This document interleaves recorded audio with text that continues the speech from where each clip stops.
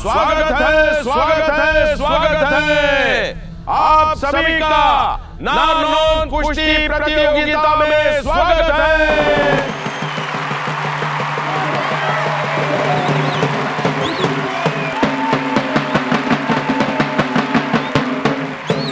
आज हमारे दूसरे सेमीफाइनल में नारनौंद के ओम प्रकाश लाल भिड़ेंगे लाडवा के अनिल कुमार से।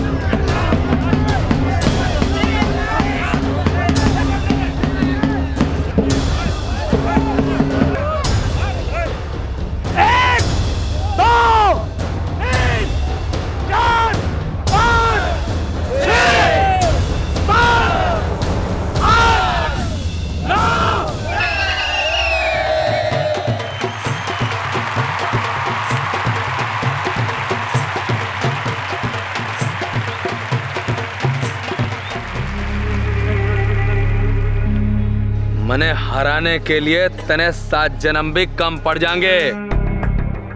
इस पूरे हिसार में ऐसा कोई ना जो मैंने टक्कर दे सके।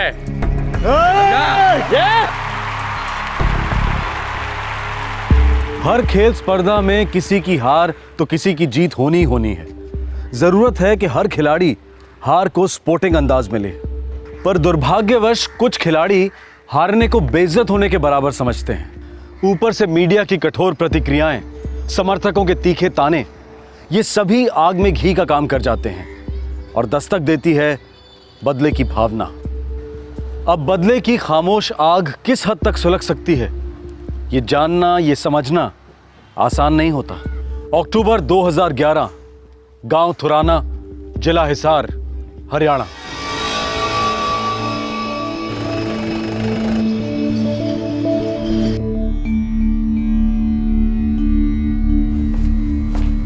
अरे बापू, मैं तने आगे क्रॉसिंग तक छोड़ दूंगा।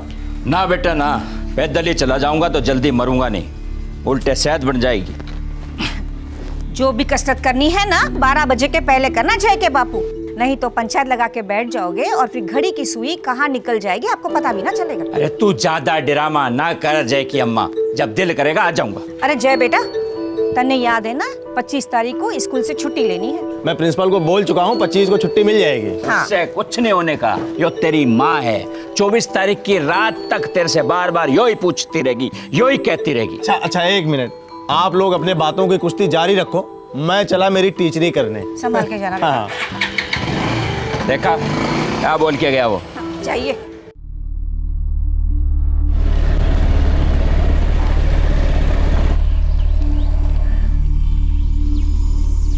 मास्टर घर से निकल चुका है।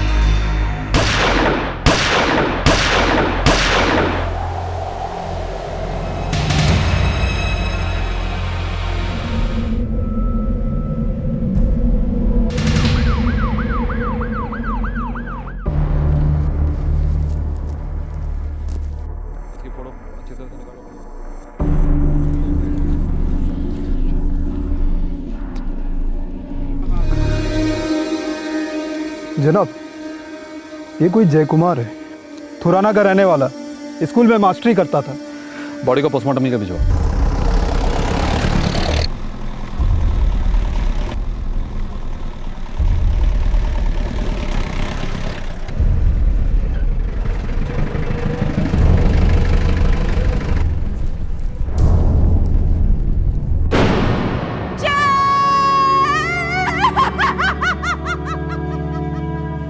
सुबह जब घर से निकला, अच्छा भला था मेरा बेटा।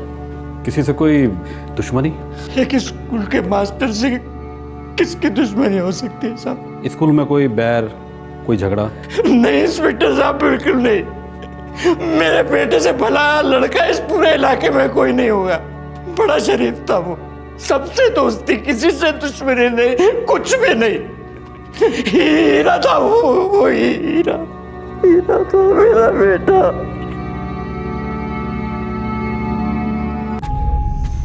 चार गोलियां दाग दी गई पॉइंट ब्लैंक रेंज से, 2 सीने में, एक पेट में और एक लिंग पर। मौत शायद पहली गोली के बाद ही हो गई थी। इतने करीब से 4 गोलियां? बड़ी गहरी नफरत होगी। किसी को एक स्कूल मास्टर पर इतना गुस्सा कैसे हो सकता है? मास्टरी इसका पेशा था सैनी। ये मत भूलो कि ये एक जवान मर्द था, किसी का बेटा, किसी का दोस्त, शायद किसी का प्रेमी, और पक्का किसी का दुश्मन।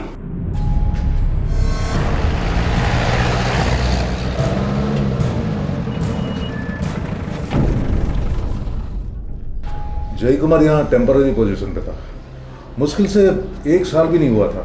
कभी किसी के साथ कोई झगड़ा? जी नहीं, कम से कम मैंने तो कभी सुना या देखा नहीं। अच्छा, आपके स्कूल में ऐसा कोई है जो उसे करीब से जानता था, जो रोशनी डाल सके कि जय कुमार का कत्ल इतनी बेरहमी से क्यों हुआ? मैंने अभी आपसे कहा ना कि जय कुमार बिल्कुल नया था यहाँ पर।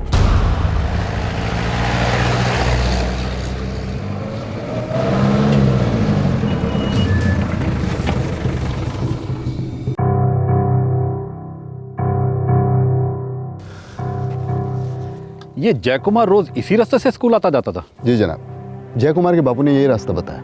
बड़ी सुनसान पगडंडी है, लेकिन कत्ल करने के लिए खुला मैदान। कातिल जानते थे बंदे को ढेर कहाँ करना है। पूरी मूवमेंट स्टडी की होगी जय कुमार की। शायद बीच रास्ते में इंतजार किया होगा, फिर पीछा किया और यहाँ दबोच लिया। थुराना जय कुमार का गांव मुश्किल से 2 किलोमीटर दूर है यहाँ से। हमारे सवालों के जवाब भी थुराना में मिलेंगे सैनी। रामपाल जनाब, इसके गांव में चुपचाप पता लगाओ इसके यार दोस्तों से, कौन इसके खून का प्यासा था और क्यों।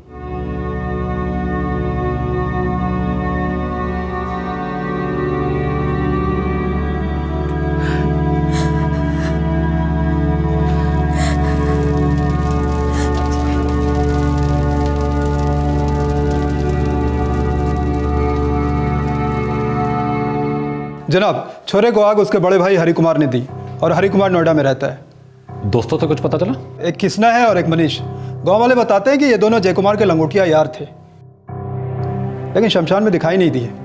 और सुना है जब से गोली चली है दोनों गायब है। जय कुमार के बापू तो हैरान थे कि दोनों ना तो कंधा देने आए और ना आग। इन्हीं से हमारा खाता खुलेगा रामपाल। दोनों रहते कहाँ?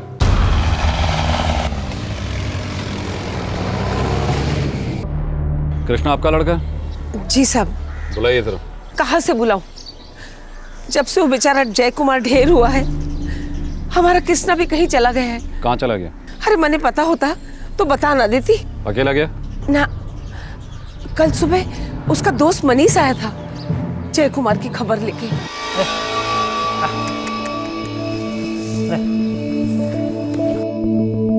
कृष्णा, हे कृष्णा, कृष्णा, अपने जय कुमार पर फायर हो गया है, खत्म हो गया वो। क्या बोल रहा है तू? क्या हुआ?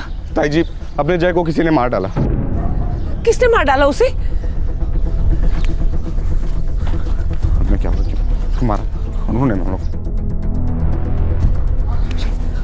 अरे कृष्ण बेटा, सुन तो। अरे फिक्र ना कर अम्मा, मैं भी क्या और भी आ। बहुत डरे हुए थे दोनों, पता नहीं क्या बात है। कृष्णा का मोबाइल नंबर दीजिए। ए जी सुनते हो, कृष्णा का फोन नंबर क्या है?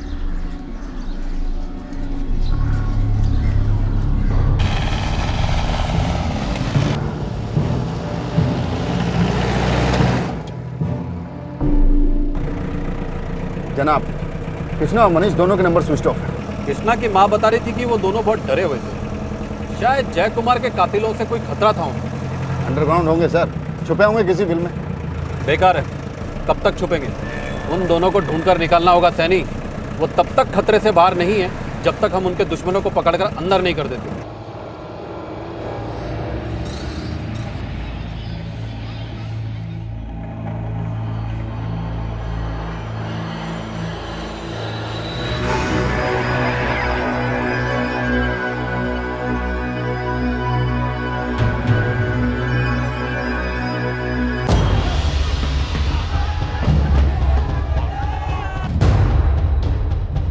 मने हराने के लिए तने 7 जन्म भी कम पड़ जाएंगे। ओम भैया, आप बोलो तो आपके लिए भी एक ड्रिंक बनवाऊं। ओम मास्टर की खुशी में। मैं दूध पीता हूं या तो फिर खून। मास्टर का चख लिया, पर उन 2 पिल्लों का खून पीना अभी बाकी है। बड़ा तेवर दिखा रहे थे ना वो कमीने। ओम प्रकाश, ये जो दूसरे 2 लौंडे हैं, इनका खून महंगा पड़ेगा तुझे। मास्टर का तो काम तमाम हो गया एक दिन में, लेकिन अब 2 दिन से मुझे खाली बिठा रखा है। उस्मान यार, वो दोनों लौंडे छुपे बैठे हैं, तो क्या कर सकते हैं? अरे मेरे टाइम की भरपाई तो कर सकते हैं।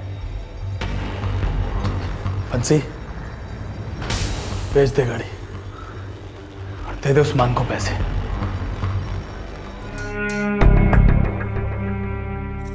जब तक उस कृष्णा और मनीष को फड़फड़ा कर मरता हुआ न देख लूं, मेरे कलेजे को ठंडक नहीं पहुंचने वाली। कुछ खिलाड़ी हारने को बेइज्जत होने के बराबर समझते हैं और फिर दस्तक देती है बदले की भावना। इंतकाम की चाह अब सिर्फ खेल के मैदान तक ही सीमित नहीं रह जाती। हारा हुआ खिलाड़ी अब जीतने वाले को अपना निजी दुश्मन समझ बैठता है। लेकिन इस केस में यह सवाल उठ रहा था कि जीतने वाले पहलवान ओम प्रकाश को स्कूल टीचर जय कुमार से ऐसी भी क्या दुश्मनी थी? जनाब, कृष्णा और मनीष अभी तक पकड़ में नहीं आए। जल्दी ढूंढो सैनी। अगर उनके दुश्मनों के पकड़ में आ गए तो बहुत देर हो जाएगी। एक काम की खबर मिली है। क्या है? ये मास्टर जय कुमार जो था, इसे पहलवानी का बड़ा शौक था। अजीब लगा कि एक स्कूल का मास्टर कसरत और कुश्ती पसंद करता है। शायद इसका अपने केस से कोई ताल्लुक हो। जनाब इंस्पेक्टर साहब, कुश्ती हमारे लिए पवित्र है, सदियों से चली आ रही है। हमारे नारनौद गांव में सालाना दंगल में शामिल होने के लिए हिसार जिले के 21 गांव के पहलवान शामिल होते हैं। सर जी, कभी आप भी आकर देखिए, बड़े कांटे की टक्कर होती है। अरे साहब, पिछले साल तो सभी लोग चौंक गए। नया नया छोरा थुराना गांव का जय कुमार विजेता को मार गया। किसी को यकीन ही नहीं हुआ। क्यों? सर, वो जय कुमार कोई पहलवान तो था नहीं, बस शौकिया तौर पर 2 हाथ आजमाता था। पेशे से वो स्कूल मास्टर था और पहली बार उतरा था और उतार दी इज्जत उस ओम प्रकाश की। कौन ओम प्रकाश लाल? ओम प्रकाश लाल पिछले 3 सालों से जीतता आ रहा था। पहलवानों में पहलवान है, लेकिन जब जय कुमार ने उसे चित कर दिया तो इतना सा मुंह हो गया था ओम प्रकाश लाल का। मने हराने के लिए तने 7 जन्म भी कम पड़ जाएंगे। इस पूरे हिसार में ऐसा कोई ना जो मैंने टक्कर दे सके।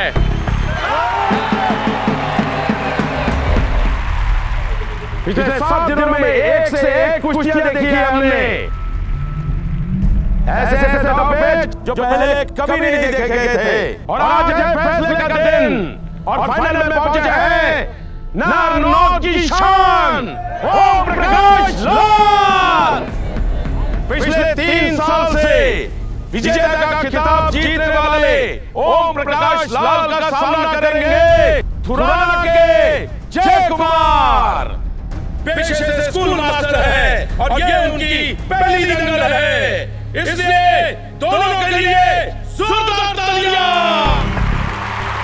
क्या ओम प्रकाश लाल चौथी बार विजेता का खिताब जीतने जा रहे हैं? स्कूल मास्टर जय कुमार उनके सामने एक भी राउंड टिक पाएंगे या नहीं?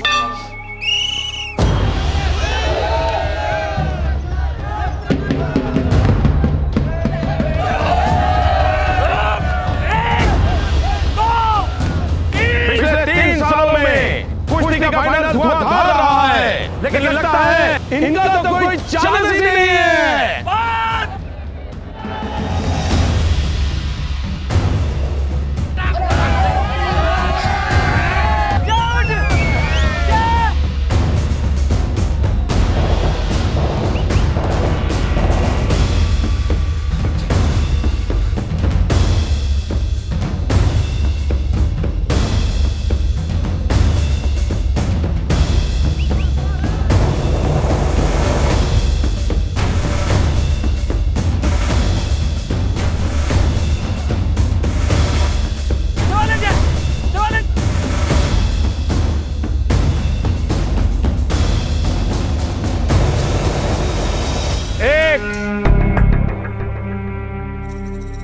दो, तीन, चार, पांच, क्या गुरुजी गिनती भूल गए क्या? 6, 7, 8,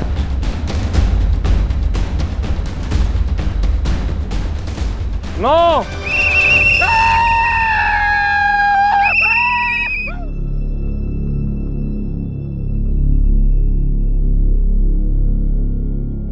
नारनौल सालाना दंगल के अखाड़े में आज इतिहास रचा गया है।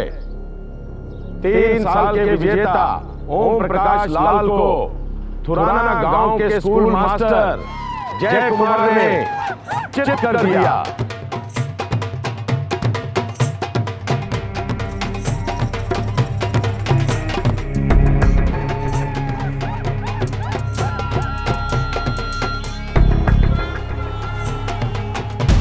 तो ये ओम प्रकाश लाल नारनौत का पहलवान है। जी साहब जी, बच्चा बच्चा जानता है उसे। ये ओम प्रकाश लाल जय कुमार से 2010 की दंगल में हारा था। ठीक 1 साल बाद अक्टूबर 2011 में जय कुमार मारा गया। सर, प्लानिंग पूरे 1 साल चली होगी। सैनी जी जनाब। नारनौत में हमारे सारे खबरियों को इतला कर दो। अपनी आंखें कान खुली रखो, लेकिन मुंह बंद रखना। इस पहलवान के सर पे खून सवार है, इसे तो चुपचाप ही धरना होगा, वरना बहुत खून बहेगा।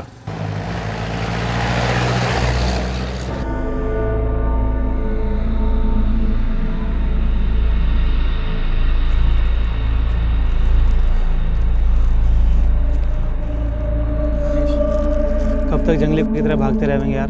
पता नहीं यार, मुझे भी बहुत डर लग रहा है। और सुनने में तो आया है कि ओम प्रकाश लाल ने अपने दोस्त गुरुदेव और बंसी की मदद से कानपुर से किसी को बुलवाया है। मतलब पेशेवर हत्यारा जिसने अपने जय भाई को मार डाला। और अब वो हमें ढूंढ रहे हैं। देख लेना वो हमें ढूंढ लेंगे और उसके बाद दौड़ा कर मारेंगे। कभी सोचा भी ना था ये साला ओम प्रकाश दुश्मनी इस हद तक ले जाएगा। यार मनने तो लगा था कि नारनौत पुलिस चौकी में मामला सेटल हो गया था। अबे बड़ा मजा आया था, उन सालों को हरा के उस दिन मजा आया था।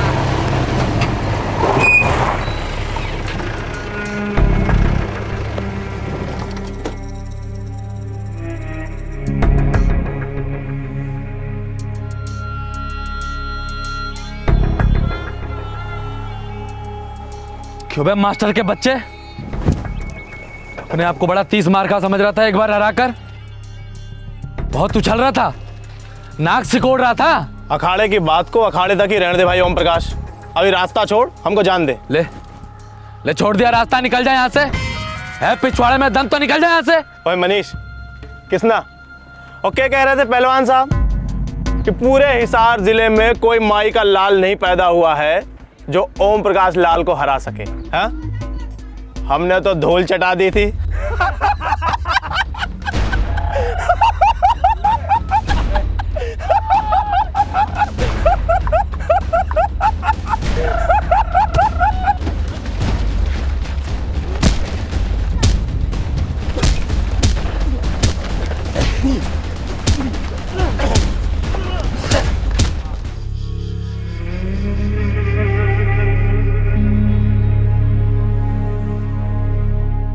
देखो ओम प्रकाश, कुश्ती में हार गए इसका ये मतलब नहीं कि इस तरह गुंडागर्दी करोगे।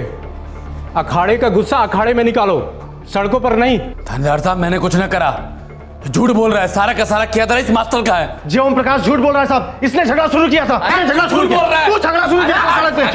चुप करो ओम प्रकाश। वहां खड़े सभी लोगों ने देखा कि तुमने किस तरह जय कुमार और उसके दोस्तों को नारनौल छोड़ने से रोका। चलो माफी मांगो जय कुमार से। क्या? माफी मांगो, नहीं तो मुझे तुम्हारे खिलाफ चार्जशीट बनाना पड़ेगा। माफ कर दे। ठीक है, माफ किया।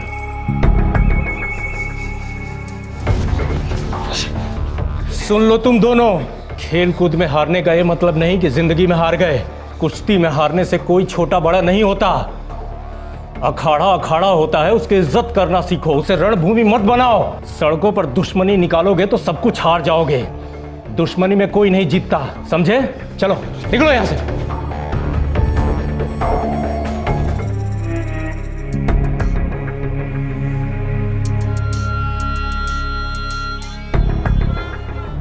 जनाब, उस ओम प्रकाश का सेल नंबर मिल गया।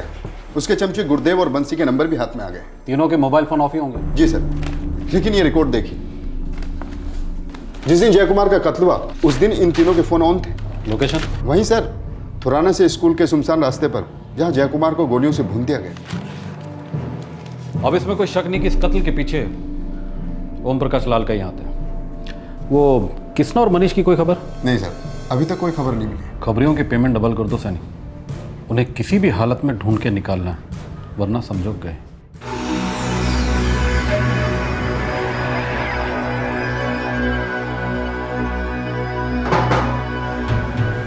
देख,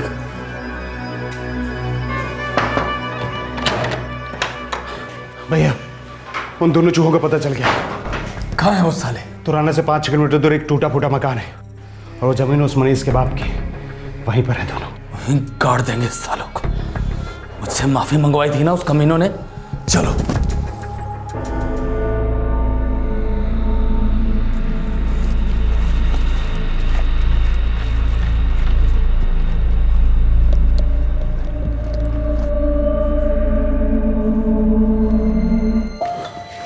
यार मनीष, बहुत ओलिया इब्निस आ जाता है यार। चल घर वापस चलते हैं। हाँ यार, और हमारे घर वाले भी बहुत परेशान हुए होंगे। लेकिन कहीं बीच में साला ओम प्रकाश का बच्चा मिल गया तो पता चला कि हम यहाँ से निकले और साला बीच रास्ते में बैठा हो खूंखार शेर की तरह। साला सर फिरा, खेल में हार गया तो हमारी जान के साथ खेलेगा।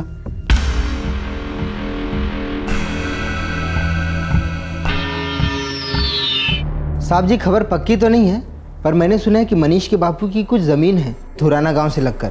वहीं पर एक टूटा फूटा मकान भी है। मुझे लगता है दोनों लड़के वहीं छुपे हुए हो सकते हैं। जितना जल्दी हो सके उस घर का पता लगा।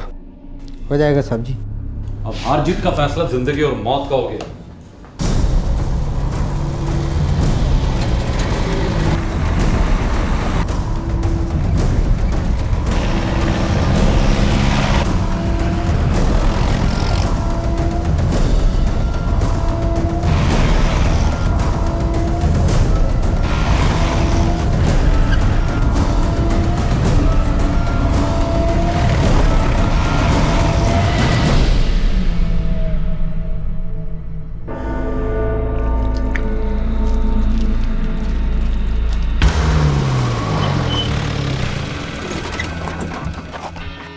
मनीष, कोई आ गया इधर।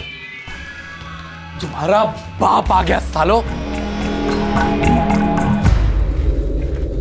तुम लोग क्या सोच रहे थे कि हम तुम तक पहुंच नहीं पाएंगे? सालो, आज तक कोई मौत को चकमा दे पाया जो तुम दे पाओगे? सालो चूहों। देखिए ओम प्रकाश भाई, आज मैं ओम प्रकाश भाई हो गया हैं? देखिए आप जय को तो पहले ही मार चुके, फिर हम दोनों ने ऐसा क्या किया है कि आप हमें भी हंस दिया था सालो। हमारे ओम भैया पर हंसने की जुर्रत की। पुलिस थाने में माफी मांगनी पड़ी, वो भी साले तुम जैसे 2 टके के लौंडों से। भाई हम माफी मांग लेते हैं आपसे, भाई माफ कर दो। हम पैर पड़ते हैं आपके, माफ कर दीजिए, जान बख्श दीजिए हमारी।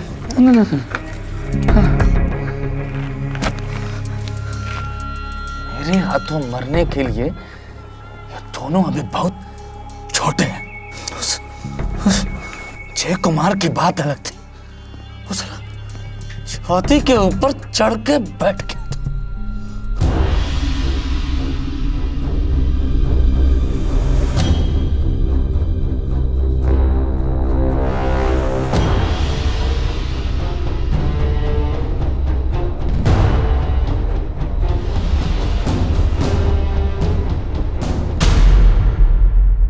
हाँ मास्टर के बच्चे, मैं कभी अपने वादे से मुकरता नहीं, खासकर अगर वादा मैंने खुद अपने आप से किया हो। के पागलपन है ओम प्रकाश, वो अखाड़े की बात को तो यहां तक लेकर आया। हाँ, खेल अभी बाकी है मास्टर। मुझसे लड़ने वाला या तो हार कर जी सकता है या तो फिर जी के मर सकता है। तू जीत के सो मर।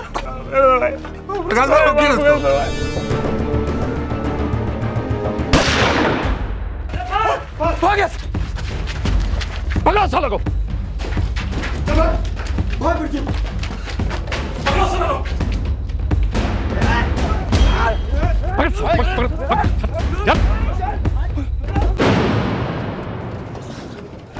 बच्चा जब खेल में हारता है ना तो बाप बोलता कोई बात नहीं, अगली बार और मेहनत करना। लेकिन शायद तेरे बाप ने तुझे हारना नहीं सिखाया होगा और अब ये सीख लेने के लिए तू बच्चा नहीं रहा और ना ही मैं तेरा बाप हूं। अब जिंदगी भर जेल में तो खुद से कुश्ती लड़ेगा, ना जीतेगा ना हारेगा, सिर्फ पछताएगा। अंदर आना से।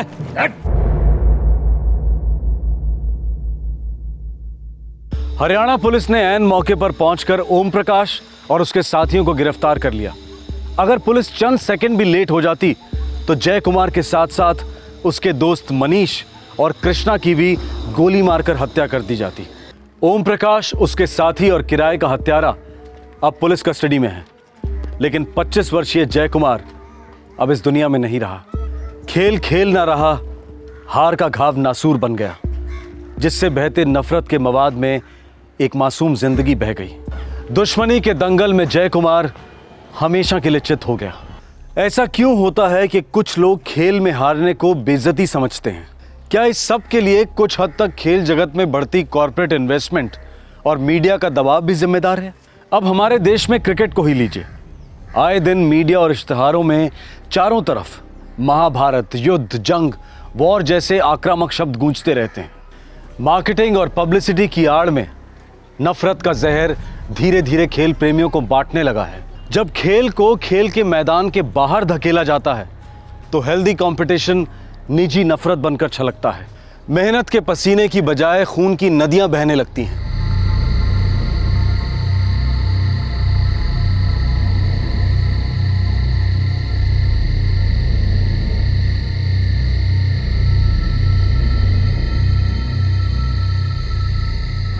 दिसंबर 2010, अहमदाबाद का सुनसान एसजी हाईवे और ठंड की चादर में लिपटी एक रात।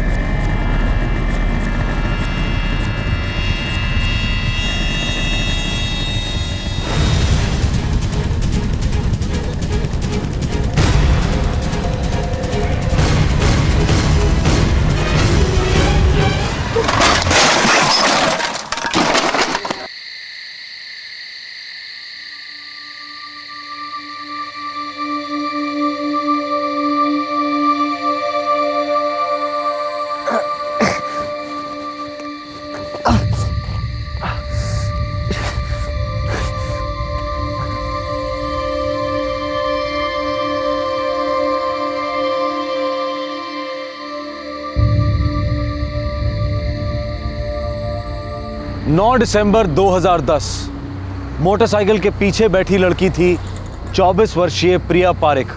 ये लड़की अहमदाबाद के एक बीपीओ में काम करती थी। उस दिन वो बहुत उदास थी क्योंकि वो उसके पिता की 5वीं डेथ एनिवर्सरी थी।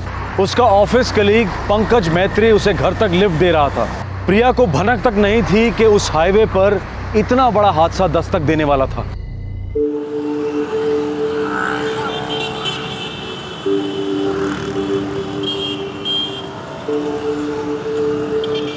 ओम अपवित्रः पवित्रो वा सर्वस्थां गतो अपि या स्मरेत पुण्डरीकाक्षः ब्रह्माभयन्तरः शुचिः। ओम विश्वदस्वः मारुतः प्रश्नमात्रः विदधे सुजगमयाः अग्निजीभ्यः मानवः सुरक्षसो विश्वेन देवाः सागमिन्नः भद्रं कर्णेभिः शृणुयाम देवहितं यदायुः नश्चक्राजरसं तनूनां पुत्रासो यत्र पितरो भवन्ति सह पत्नीः सह कन्याः चतुर्थः वर्षः। एले बेटा, प्रिया कम से कम आज तो ऑफिस से छुट्टी ले लेती। श्रिया भी कॉलेज जा रही है, तेरे पापा की बरसी है आज बेटा, और अकेले में मेरा दम घुटता है। ऑफ तो मैं भी लेना चाहती थी माँ, लेकिन सीनियर ने बिल्कुल मना कर दिया। हो सके तो मैं 1 आध घंटा जल्दी आ जाऊंगी आज। माँ मैं आज कॉलेज नहीं जाने वाली, मैं पूरा दिन आपके साथ रहूंगी।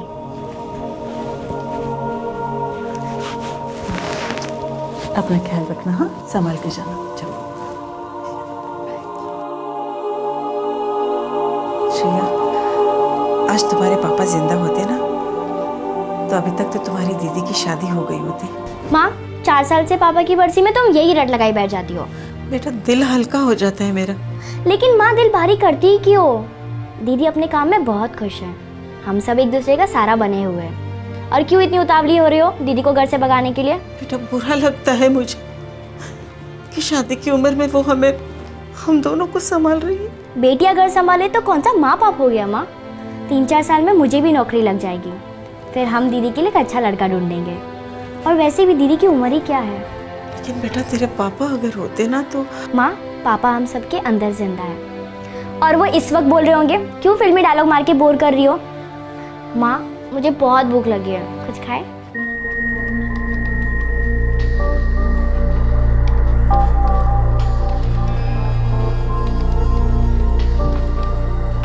हेलो, सॉरी सर आपको होल्ड पे रखने के लिए। क्या अपना टेलीफोन नंबर बता सकते हैं? 97। एक सेकेंड ना सर, वेरिफिकेशन के लिए क्या मैं आपकी बर्थ डेट जान सकती हूँ? या ओके।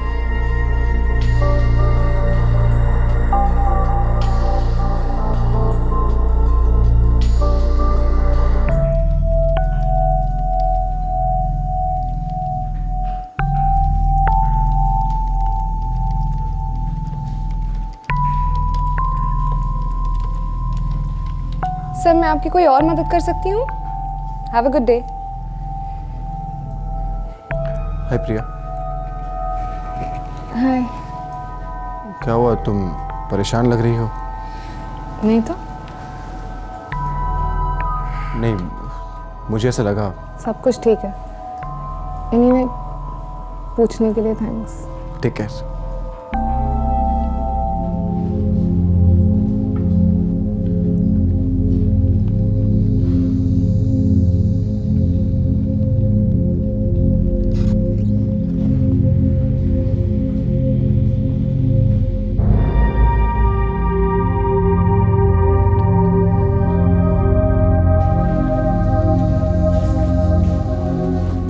प्रिया,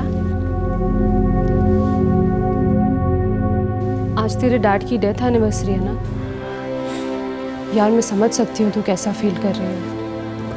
मैं अपने डैड को बहुत मिस करती हूँ दीदी। कभी कभी लगता है वो बहुत जल्दी चले गए। कितनी सारी चीजें करनी बाकी थी, कितनी बातें अधूरी रह गई है। सब कुछ वापस आ सकता है, लेकिन माँ बाप कभी वापस नहीं आ सकते। हाँ यार, ये बात तो तेरी बिल्कुल सही है। अच्छा अब बिल्कुल चुप हो जा। मेरी शिफ्ट ख़त्म हो गई है, मैं घर जा रही हूँ। और जैसे ही तेरी शिफ्ट ख़त्म हो मेरे घर आ जाना, साथ में चाय पियेंगे, तेरा भी थोड़ा चेंज हो जाएगा। आएगी ना? ये हुई ना बात। चल घर पे मिलते हैं। Bye.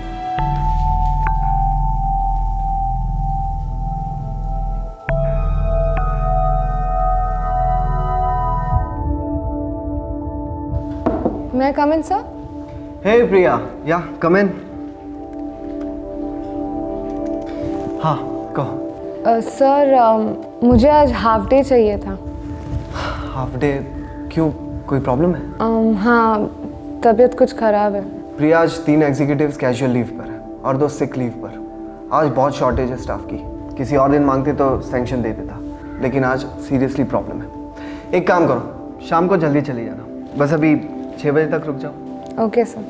Thank you so much Priya. वैसे तुम्हारा ये हाफ डे मैं नोट करके रखूँगा, किसी और दिन ले लेना, ठीक है? Thank you.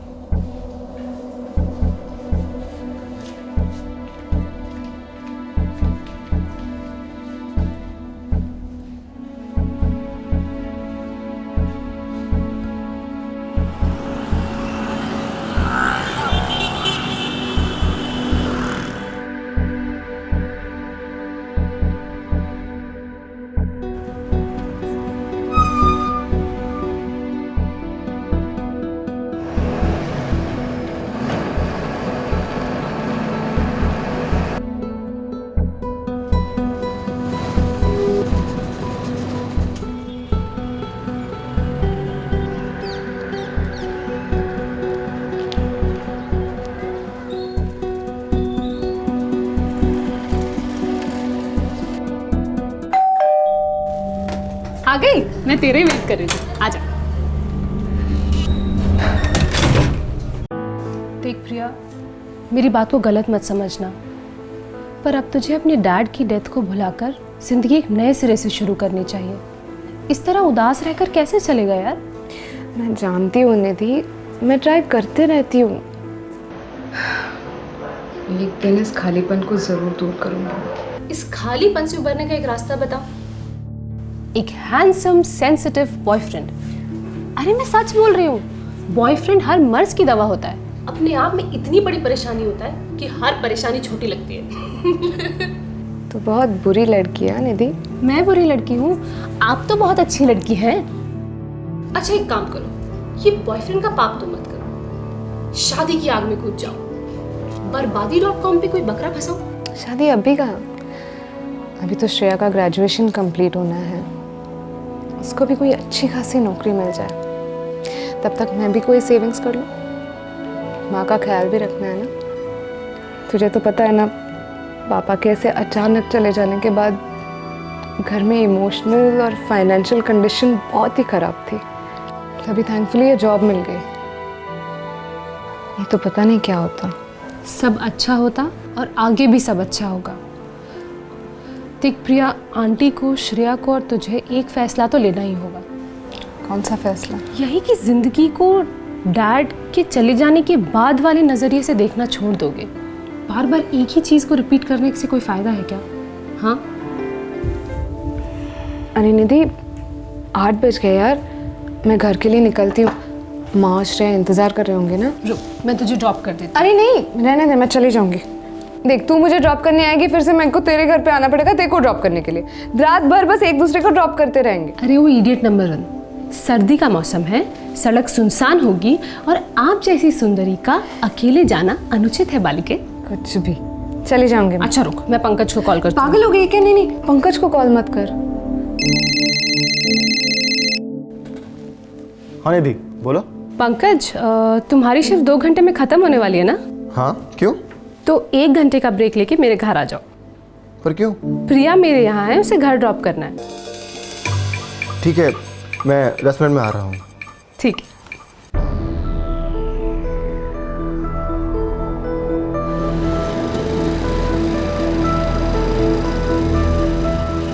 Bye bye bye.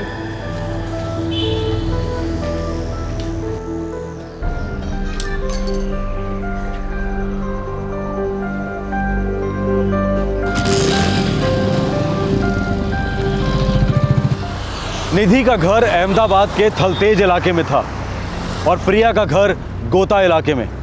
दोनों घरों के बीच ज़्यादा दूरी नहीं थी, लेकिन फिर भी निधि को प्रिया की फिक्र थी, इसलिए उसने उन्हीं के ऑफिस कलीग पंकज को बुलवाया था प्रिया को घर तक छोड़ाने के लिए। इन 2 घरों के दरमियान रास्ते पर उस रात होने जा रहे हादसे के बारे में किसी को कोई अंदाजा नहीं था।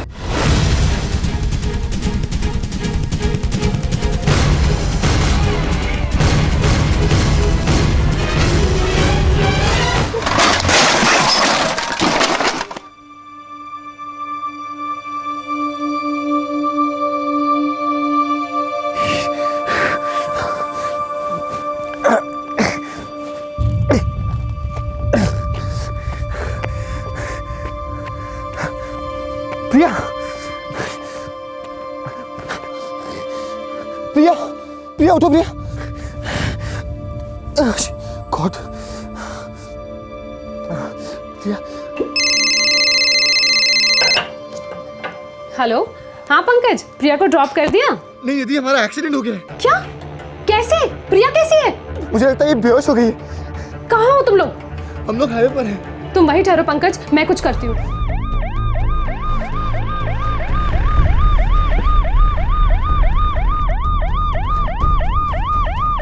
पंकज, तुम ठीक हो ना? हाँ। प्रिया, oh my God! जल्दी अभी। प्रिया! जल्दी।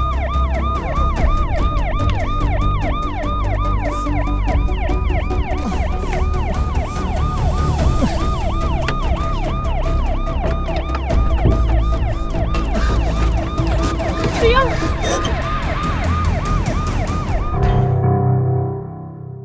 पंकज, तुम भी अपना हाथ डॉक्टर को दिखाओ, दवाई लगवाओ, तब तक मैं श्रेया और आंटी को कॉल करती हूँ।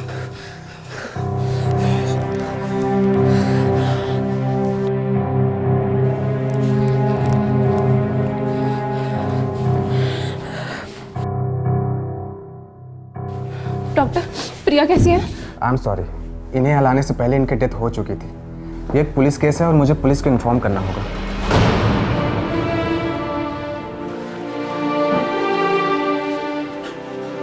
निधि, प्रिया ठीक है ना? निधि, निधि कैसी है प्रिया? कहाँ है वो? मुझे मिलना है उससे। दीदी दीदी बोलिए ना, प्रिया दीदी कहाँ है? कैसी है वो? प्रिया हमारे बीच में नहीं रही। क्या बकवास कर रही है तू? मैं नहीं मानती, मुझे मेरे प्रिया से मिलना है। कहाँ है वो? दीदी मान नहीं सकती।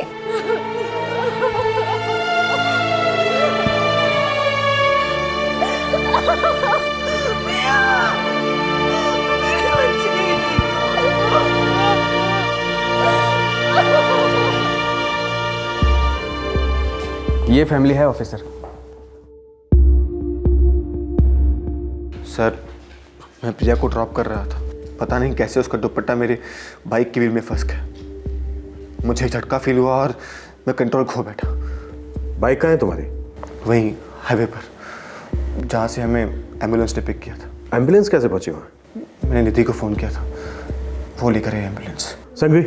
Yes sir. तुम इनके साथ एक्सीडेंट स्पॉट पर पहुंचो, मैं तब तक डॉक्टर से बात करता हूँ। ओके सर, चलो।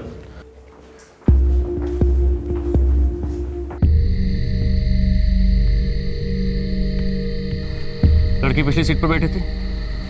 हाँ, हम थलतेज से आ रहे थे। बाइक की स्पीड क्या थी? 90 की। ट्रैफिक नहीं था इसलिए। पूरे एक्सीडेंट साइट का नक्शा बनाओ और इस बाइक को हिरासत में ले लो चेकिंग के लिए, और इस दुपट्टे को भी। हाँ, वो लड़का बता रहा था कि लड़की के गले का दुपट्टा बाइक के पिछले व्हील में फंस गया था। गले में निशान तो हैं। किस तरह की इंजरीज? खरोंचे। कोई फ्रैक्चर? No fractures. डॉक्टर, ये आपको थोड़ा अजीब नहीं लगा? हाँ, मुझे अनयूजुअल लगा, तभी मैंने ये बात फैमिली के सामने नहीं उठाई।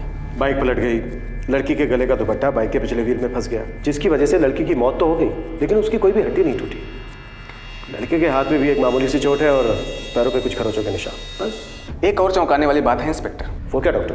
लड़की के हाथ में जो निशान है, ये बाइक के गिरने के निशान नहीं है, ये नाखून के हैं। मुझे तो दाल में कुछ काला नजर आ रहा है डॉक्टर। मुझे भी, क्योंकि सिंपल सा लॉजिक है। बाइक की व्हील में अगर लड़की का दुपट्टा फंसता है तो गले की हड्डी टूटनी चाहिए थी, लेकिन गले की हड्डी तो सही सलामत है। सर, आज प्रिया के फादर की डेथ एनिवर्सरी थी। वो काफ़ी डिस्टर्ब थी, इसलिए मैंने उसे अपने घर चाय पे बुलाया था। आप थलतेज में रहते हैं? जी। और प्रिया? गोता में।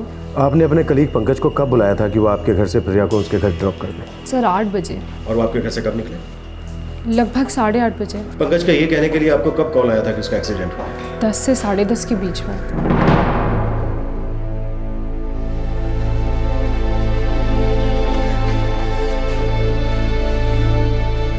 देखिए माँ जी, मैं आपका दुख अच्छी तरह से समझ सकता हूँ, पर हम डिटेल्ड पोस्टमार्टम के बाद ही बॉडी को रिलीज कर पाएंगे। क्यों? बस हमें ये पक्का करना है कि एक एक्सीडेंट ही है और कुछ नहीं। इंस्पेक्टर, क्या मतलब है आपका? ये एक्सीडेंट नहीं है। केस तो एक्सीडेंट का ही रजिस्टर हुआ है, पर क्या है कि कुछ कड़ियाँ ठीक से मिल नहीं रही है। ख्याल रखना इनका।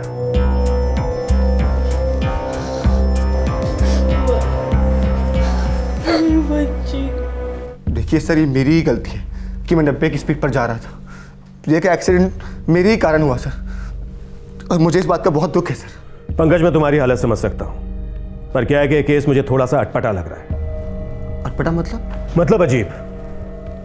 निधि के घर प्रिया को लेने तुम पहुंचे 8:25 को। जी। राइट। और वहां से निकले 8:30 बजे। और निधि को प्रिया के एक्सीडेंट की खबर दी तुमने 10:15 बजे। नहीं निधि, हमारा एक्सीडेंट हो गया। क्या? कैसे? प्रिया कैसी है? सर, मुझे टाइम कुछ ठीक से याद नहीं है सर। होता है पंकज, होता है। शौक में अक्सर ऐसा होता है, कोई टाइम वाइम को याद नहीं रखता, लेकिन हमारा काम है सही टाइम का पता लगाना। तो तुमने निधि को 10:15 बजे ही फोन किया। सर, पर इसमें इतना अजीब क्या है सर? पंकज, निधि रहती है थलतेज में और प्रिया रहती थी गोता में। अगर पैदल चल के जाओ तो दोनों के घर का रास्ता है मुश्किल से 35 मिनट का, और अगर बाइक से जाओ 90 की स्पीड में ट्रैफिक हो 0 तो मुश्किल से 10 मिनट। लेकिन तुम्हारा एक्सीडेंट हुआ 1 घंटा 35 मिनट के बाद। तुम्हें नहीं लगता ये अजीब है?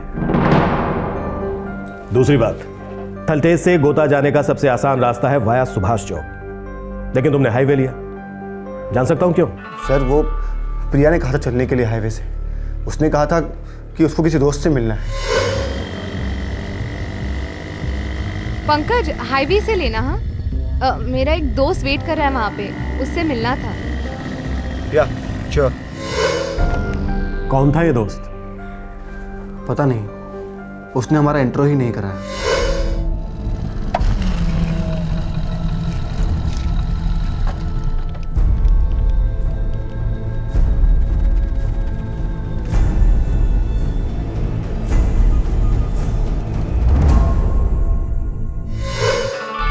उसने हेलमेट पहना हुआ था।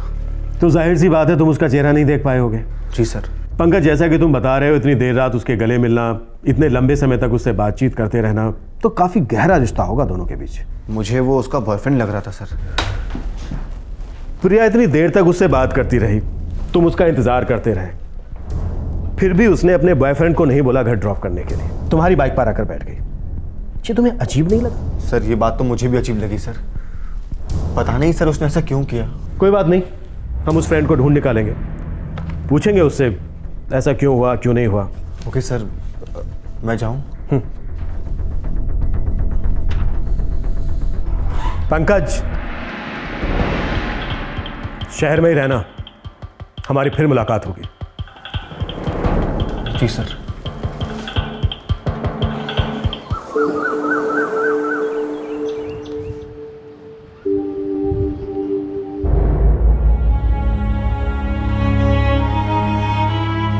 मैं नहीं चाहती थी साहब कि मेरी मेडिकल ऑफिस जाए। उसके पापा की चौथी बरसी थी। अब तो हमें बाप और बेटे की बरसी एक ही साथ मनानी पड़ेगी साहब, एक ही साथ मनानी पड़ेगी। दीदी तो ऑफिस जाना भी नहीं चाह रही थी, लेकिन उन्हें जाना ही पड़ा। श्रेया, पंकज का कहना है कि तुम्हारी दीदी एक्सीडेंट से पहले अपने किसी दोस्त से मिली थी हाईवे पर। सर, दीदी किसी से ज़्यादा दोस्ती वोस्ती नहीं रखती थी, लेकिन हाँ, निधि दीदी के साथ उनकी ज़्यादा जमती थी। पंकज का यह भी कहना है श्रेया कि जिस दोस्त से वो हाईवे पर मिली थी, वो दोस्त उसका बॉयफ्रेंड था। मुझे ये बात नामुमकिन लगती है सर।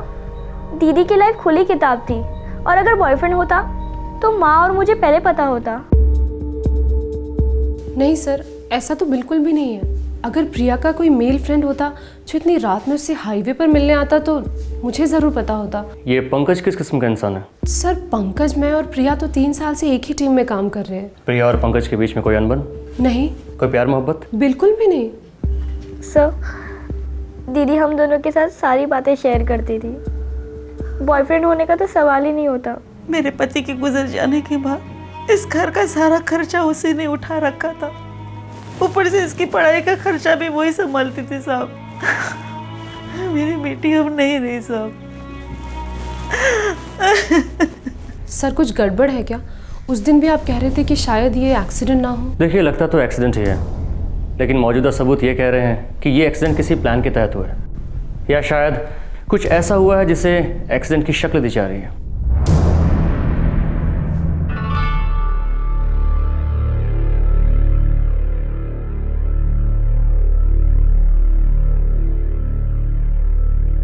काफ़ी मेहनती लड़की थी प्रिया, कभी भी अपने काम में कोई कमी नहीं आने देती थी। ये हम जानते हैं, हम बस प्रिया की पर्सनल लाइफ के बारे में जानना चाहते हैं। उसके और टीम मेंबर पंकज के बीच क्या कोई अफेयर था? डाउटफुल है इंस्पेक्टर साहब। वैसे ज़्यादा बड़ा ऑफिस नहीं है, बातें बहुत जल्दी फैलती हैं। ऐसा कभी कुछ सुना नहीं मैंने। वैसे बात क्या ऑफिसर, क्या आपको ऐसा लगता है कि ये एक एक्सीडेंट नहीं है? ये सिर्फ एक एक्सीडेंट नहीं था, बल्कि प्लान्ड एक्सीडेंट था। कहीं आपका इशारा मर्डर की तरफ तो नहीं है? हो भी सकता है। जो भी हो, इतना पक्का है कि पंकज झूठ बोल रहा है।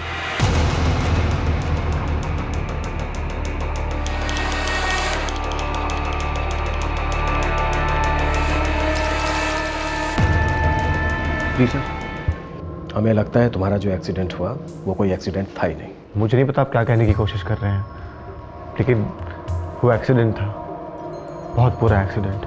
मैं ये जानता हूँ कि तेरे और प्रिया के बीच कुछ था, और ये भी बहुत अच्छी तरह से जानता हूँ कि कोई एक्सीडेंट नहीं हुआ। सर आपका चुपचाप खड़े रहे। जब भी बुलवाऊं सच बोलना। अगर शहर छोड़ने की कोशिश की या कोई चालाकी की तो गले में पट्टा डालकर मोटरसाइकिल से घसीटते हुए ले जाऊंगा, समझा? जब भी बुलवाऊं चुपचाप आ जाना। जी सर।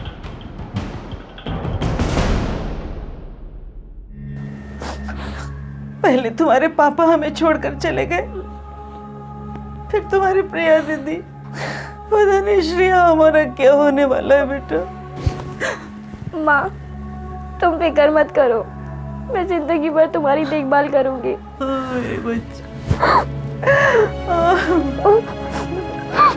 मैं इसीलिए उसे ऑफिस जाने से रोकना चाह रही थी। पता नहीं मुझे बड़ी बेचैनी सी हो रही थी। ना वो ऑफिस जाती, ना निधि के घर जाती, और ना हमारे बच्चे हमें छोड़कर जाती। मेरी प्रिया, मेरी बच्ची ने।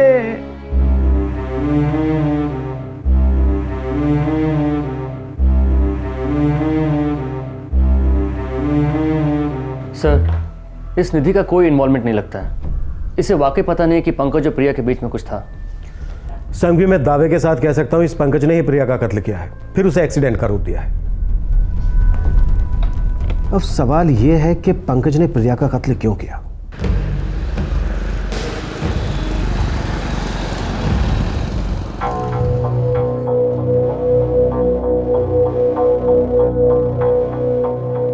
रात के 10 बजते ही हाईवे एकदम सुनसान हो जाता है, और इतनी ठंड में शाम 8:30 बजने के बाद ट्रैफिक बहुत धीमा हो जाता है यहाँ।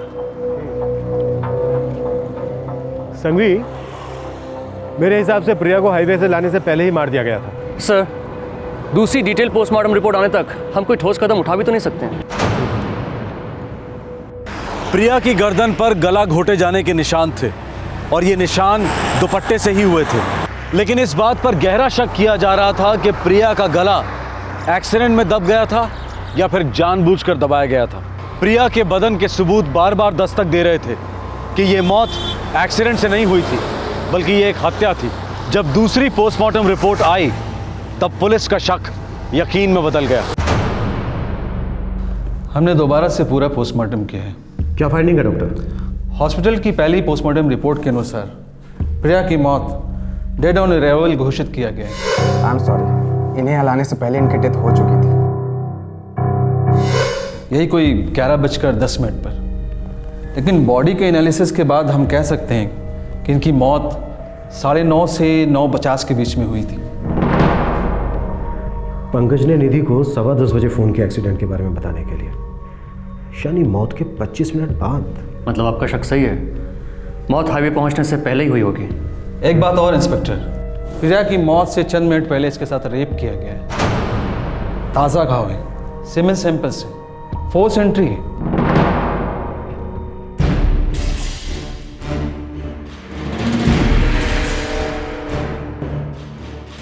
चल चल, क्या हो रहा है सब? बताते हैं, चलो पुलिस स्टेशन। क्या मैंने?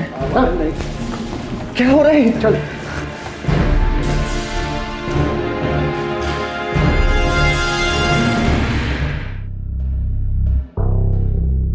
प्रिया की मौत दुपट्टे से हुई जरूर है, पर उसका दुपट्टा मोटरसाइकिल के किसी व्हील में नहीं फंसा, बल्कि दुपट्टे से उसका गला घोटा गया है।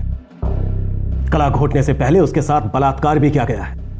देख, अभी वक्त है तेरे पास, सब कुछ सच सच बता दे, वरना तेरे हलक में हाथ डालकर फिर सच निकलवाऊंगा तुझसे। एक्सीडेंट हुआ था, ये दुपट्टे से गला घोटना, ये रेप, मुझे नहीं मालूम क्या कह रहे हैं आप। एक चांस दिया था मैंने तुझे। Sanghvi, yes sir. लॉकअप में डालो इसको, और ऐसा बिल्कुल नहीं लगना चाहिए कि हमने इसे टच भी किया है। पूरा एक्सीडेंट केस लगना चाहिए। उसके बाद हाईवे पर कोई साफ सुथरी जगह देखकर इसकी बॉडी को वहां फेंकवा दो। सर नहीं सर। और हाँ, मार डालने से पहले रिलीज फॉर्म पे इसके साइन जरूर ले लेना, ताकि दुनिया को लगे कि लॉकअप से निकला, हाईवे पर गया और किसी गाड़ी ने इसको उड़ा दिया। यस सर, ले चलो सर। क्या कर रहे हैं आप? मैंने कुछ रुकिए सर, मैं बताता हूं। आखिरकार प्रिया की मौत का राज खुल गया।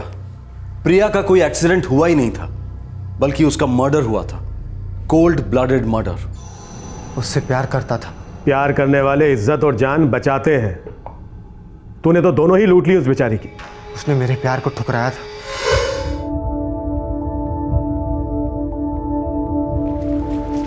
प्रिया, हाय प्रिया। हाय। क्या हम 2 मिनट बात कर सकते हैं? हाँ बोलो, क्या बात है? प्रिया, क्या हम साथ में कॉफ़ी के लिए जा सकते हैं कहीं पर? नहीं थैंक्स यार, घर पहुंचना है। अब प्रिया, हम लगभग 3 साल से साथ में काम कर रहे हैं। हाँ पता है पंकज। अब पता है, जब हम फर्स्ट टाइम मिले थे, तब से मेरे दिल में तुम्हारे लिए फीलिंग्स है प्रिया। फीलिंग्स? कैसी फीलिंग्स? प्यार वाली feelings, romantic feelings. I love you Priya, I love you. Sorry Pankaj, लेकिन मेरे दिल में तुम्हारे लिए ऐसी कोई फीलिंग्स नहीं है। दरअसल मेरे दिल में किसी भी लड़के के लिए ऐसी कोई फीलिंग्स नहीं है। हम एक ऑफिस में काम करते हैं, अच्छे कलीग्स हैं, बस। जल्दबाजी में फैसला मत लो, थोड़ा वक्त ले लो, कुछ तो फीलिंग्स हो सकती है ना मेरे लिए। पंकज, मैं समझ सकती हूँ कि तुम्हें तुम्हारी फीलिंग्स एक्सप्रेस करनी थी, जो तुमने कर ली है, और मेरा जवाब भी सुन लिया है, जो आगे भी ना ही रहेगा।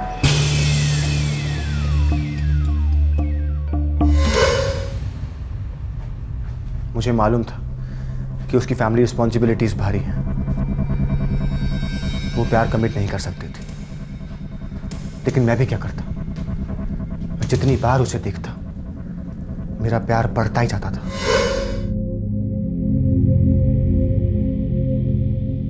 वो इतनी खूबसूरत थी, वो कुछ भी पहन कर आती, मेरी आंखें उस पर से हटती ही नहीं थी। मैं काम पर भी फोकस नहीं कर पा रहा था। मैंने हमेशा उसके बहुत करीब जाने की कोशिश की, लेकिन वो कभी मुमकिन ही नहीं हुआ। फिर उस रात जब निधि ने मुझे फोन किया कि प्रिया को ड्रॉप करना है, मेरे तो होश ही उड़ गए। मैं इतना खुश जिंदगी में नहीं हुआ था।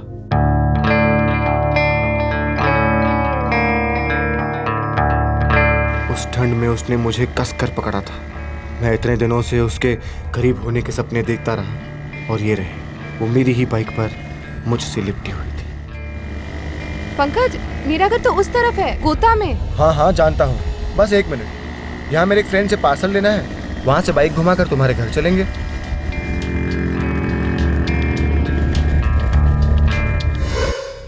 तो पंकज मैत्री, तूने जो हमें बताया कि प्रिया का कोई दोस्त हेलमेट पहने हुए उसका इंतजार कर रहा था, वो झूठ था।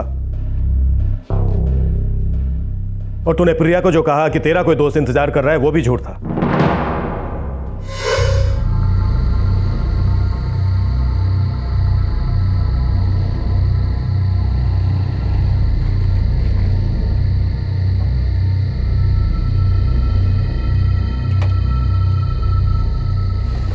पंकज, तो ही मेरे दिमाग में कुछ हुआ, जैसे कि कोई तार टूट गई हो। मैं अपने आप को कंट्रोल नहीं कर पाया। अबे तो फिर उसे जान से क्यों मार डाला?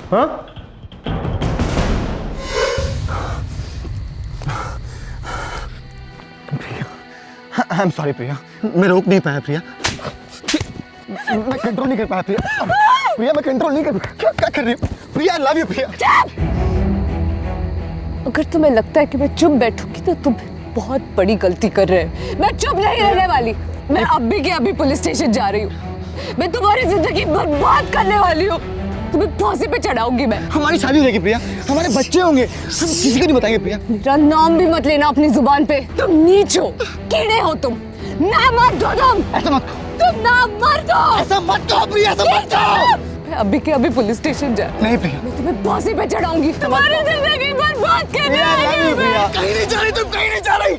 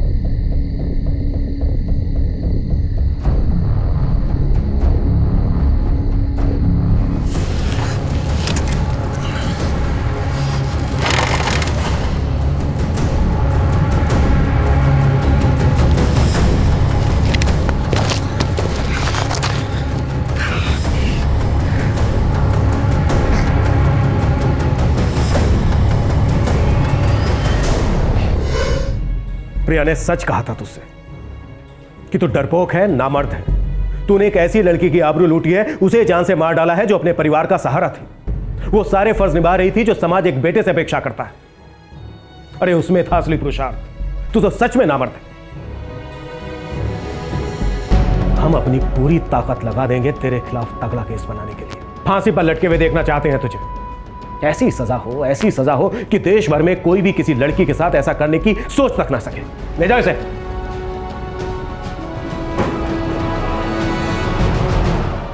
सिर्फ एक विकृत दिमाग ही ये सोच सकता है कि किसी औरत के बदन पर काबू पा लेने से वो उसके दिल को भी जीत सकता है।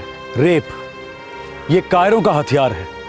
दरअसल रेप करने वाला हर आदमी मानसिक रूप से नपुंसक है। रेप एक ऐसी घिनौनी हरकत है जिसके लिए जितनी कड़ी सजा सुनाई जाए वो कम है। पिछले साल 2011 में देश भर से लगभग 25,000 रेप के केसेस पुलिस के पास रिपोर्ट हुए, लेकिन गैर सरकारी सूत्रों के अनुसार रेप के आंकड़े इससे बहुत ज्यादा हैं, क्योंकि ज्यादातर रेप केसेस रिपोर्ट ही नहीं होते। शहरी जीवन में औरतें और मर्द ऑफिस में कंधे से कंधा मिलाकर काम करते हैं। ऐसे माहौल में कौन से पुरुष कर्मचारी के दिमाग में क्या पनप रहा है, इसका अनुमान लगाना आसान नहीं है। पर जरूरी यह है कि हर महिला कर्मचारी हमेशा सतर्क रहे। आए दिन होने वाले I am interested in you या फिर आई लव यू को लाइटली ना ले, क्योंकि ये सब दस्तक है कि आगे जाकर खतरा हो सकता है। हमारे समाज में पुरुषों की परवरिश में सेंसिटिविटी की जरूरत है। उन्हें औरतों के प्रति सही तरह से बर्ताव करना सिखाया जाना चाहिए। प्यार में रिजेक्शन सहने की क्षमता डेवलप ही नहीं होती। इसकी वजह से अक्सर वासना को प्यार समझा जाता है और विकृति को मर्दानगी। अगर हम रेप के खिलाफ लड़ना चाहते हैं तो शुरुआत हमें अपने घर से करनी होगी। अपने लड़कों को सही सामाजिक शिक्षा देनी होगी और लड़कियों को निडर बनाने के प्रयास करने होंगे। तब तक अपना ख्याल रखें, सुरक्षित रहें। जय हिंद। इस तरह के और भी एपिसोड देखने के लिए हमारे चैनल को सब्सक्राइब करें और बेल आइकन दबाना ना भूलें।